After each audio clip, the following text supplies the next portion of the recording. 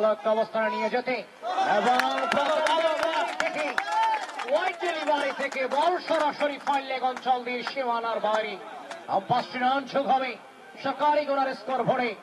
সরকারি গোনা তারা জিততে হলে করতে হবে 86 রান।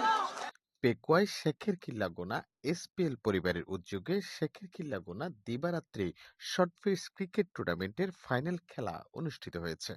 বল ছিল এবং এক্ষেত্রে অবশ্য দারুণ গতকাল রাতে ডিসি রোড সংলগ্ন ইসলামী ব্যাংকের পূর্ব পাশে উন্মুক্ত মাঠে এই টুর্নামেন্টের ফাইনাল খেলা সম্পন্ন হয়।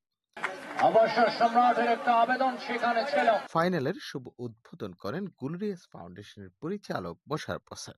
যারা আয়োজন করেছে তারা অত্যন্ত সফলভাবে আজকে এই এই খেলাটা এতটুকু পর্যন্ত নিয়ে আসতে পারছে। আমি যারা খেলোয়াড়রা আসছে তারাও বলতে শুনছি যে অনেক সুন্দরভাবে তোমরা আজকের এই যে টুর্নামেন্ট তারা সুন্দরভাবে সফলভাবে সম্পন্ন করতে পেরেছ। আজকের ফাইনাল ম্যাচ শুভ উদ্বোধন ঘোষণা করছি। এতে প্রধান অতিথি হিসেবে উপস্থিত ছিলেন পেকুয়া উপজেলা পরিষদের চেয়ারম্যান জাহাঙ্গীর আলমের সহধর্মিণী ও উপজেলা পরিষদের চেয়ারম্যান প্রার্থী রোমানা জাহাঙ্গীর। বিশেষ অতিথি হিসেবে উপস্থিত ছিলেন সদর ইউনিয়ন আওয়ামী লীগের সাধারণ সম্পাদক S M. Sadat Hossain, Pekua cooperative credit union লিমিটেডের ডিরেক্টর জাফর আলম, উপজেলা জাতীয় শ্রমিক লীগের সাধারণ সম্পাদক মোহাম্মদ বেলাল উদ্দিন, বিশিষ্ট ব্যবসায়ী মোহাম্মদ আরাফাত, ছাত্রলীগ নেতা ফারুক আজাদ সহ আরো অনেকে। খেলায় শিকদারপাড়া ক্রিকেট একাদশের দেয়া ৮৬ রানের লক্ষ্য নিয়ে মাঠে নেমে সাবেকুলদি সরকারি গোনা ক্রিকেট একাদশ ৫ উইকেটে জয়লাভ করে।